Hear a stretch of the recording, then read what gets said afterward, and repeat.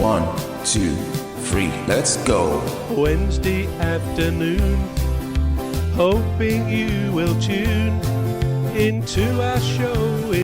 It's perilously easy to fall into homelessness. You know, they could be under pressure at work and they start to drink too much. Alcohol clearly is a major factor in a lot of problems in people's lives. If used sensibly, I guess it's a great thing to make us feel good, but it is a factor which is not easily broken. I mean, I won't name the person, but there was a famous footballer a few years ago. He played in our top league, and he was an England international, or he was an international. And apparently he'd never had a drink, even up to the point he was playing for England. He played for England a lot of times. But anyway, one day after they were celebrating a win, the team, and he did have a drink. He was persuaded to do it. And over the next few years, he became an alcoholic. And he'd never had a drink up until that point, probably in his mid-20s, whatever. And it kind of, the spiral, the doom loop just happened. He couldn't break the addiction. It caused him to lose his marriage, and then his family, they kicked him out as well because of what was going on, and his home, obviously, and he ended up sleeping literally on park benches for quite a few years. Now, I mean, as I say, I'd never named that person. As far as I know, and I sort of follow the case, if that's not the way to put it, it's not a case, but I believe he's better now because a couple of his previous football clubs have taken on the responsibility a few years ago now of helping him. And as far as I know, he's okay. He's been reunited with the family, if not his marriage, and he's on the mend, and I hope very much on the mend. But again, for somebody who was obviously well off financially, a sportsman, great talent as a footballer, he fell into this pit of, I guess, despair that homelessness can be. The other thing to say about it, before I move on to the next question, is that homelessness, or people experiencing homelessness, it's a hidden crisis, because actually the number of people living on the streets, either in tents or under boxes and blankets, you now know where that sort of came from. They have cardboard boxes, they have old blankets thrown on top of them on a cold night, and hoping to try and find some warmth. But the fact is, the majority of people who are homeless, it's hidden, because they are sofa surfers, if you like. They live in sheds, they live in cars. We've said tents, but that would be on the streets, or in very overcrowded temporary accommodation. That's where the bulk of homeless people are. And so it's very much a hidden. It's hard to do research, which I think the Ministry of Justice have done in recent times. It's hard to do research to see just how bad a problem it is. It's estimated that one in every 200 families experience homelessness, which doesn't sound much, but in another way it is. So yeah. Do you ever see anybody selling The Big Issue? You know, that magazine? Yeah.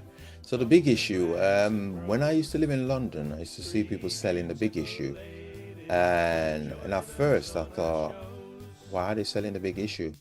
Anyway, it turns out it's only homeless people that could sell The Big Issue. Right. And it's a very good incentive, not to incentivize living or people that are homeless, but it's a good incentive to make them feel seen, and feel like a member of the society as well, you know, because they've been given a responsibility. And so they've been given a responsibility that would help them. 1, 2, 3, let's go. Wednesday afternoon, hoping you will tune into our show. It's hosted by Cuz. He'll introduce the gang who'll make the show go with a bang, with fun. So they've been given a responsibility that would help them in a way to get back to civilization or society. whenever they can. So there's no pressure on them. They could still live the lifestyle that they wanted, but there's a bit of an incentive there that would tell them, listen, if you did this right, and if cause you could get addicted to making money or making good use of your time. And there's been success stories with with the selling of the big issue.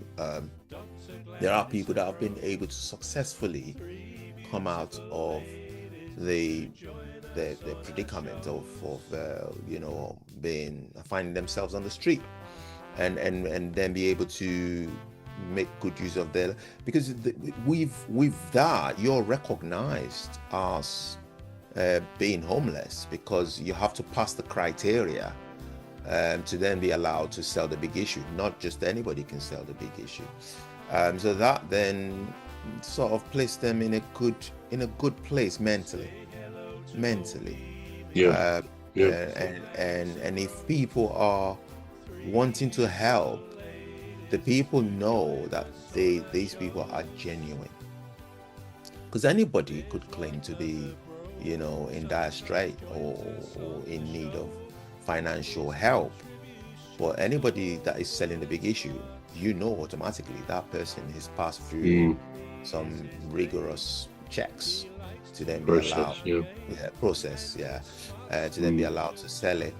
I don't know if it's still going on. I've never been to central London I think the last time I went to central London must have been 2016. So it's really a very long time ago. It's still very much there. And as you say, one of the great things about it is that you can, if you want to, anybody wants to do something for people who experience homelessness, it is quite a good way to do it. I mean, I think nowadays it's about £2 that they ask for the magazine. It is actually quite an interesting magazine when I've occasionally bought one. But at least you're doing something, and that person is doing something to help themselves. It was actually introduced, the big issue, in, I think it was around 1991, by somebody called John Bird. He's now Lord Bird. And he teamed up with somebody called Gordon Roddick. You may remember Anita Roddick. She died, but she founded the Body Shop. So Gordon Roddick, I think, was a financier as well. So he backed John Bird's idea. And John Bird himself had experience being homeless and crime as well. I think petty. 1, 2, 3, let's go. Wednesday afternoon, hoping you will tune into our show. It's hosted by Cuz. He'll introduce the gang who'll make the show go with a bang.